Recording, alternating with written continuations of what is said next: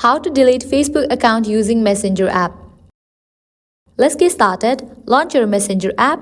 You will land to the chat section. Now at the top left corner you will find 3 bars. Click on it.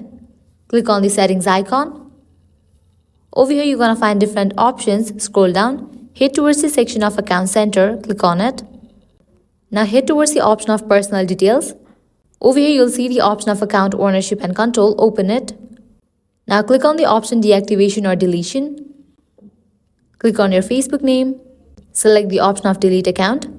Deleting your account is permanent. When you delete your Facebook account, you won't be able to retrieve the content or information that you have shared on Facebook. Click on Continue. Here you have to give a reason why do you want to delete your account. Once you do that, click on Continue. Permanently delete account. Along with your Facebook account, your Messenger account, likewise your post, all the Facebook information will be deleted. Click on Continue.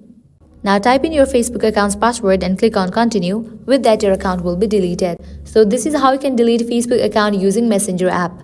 At the end, if you guys find this video helpful, don't forget to like, share and subscribe. Thank you.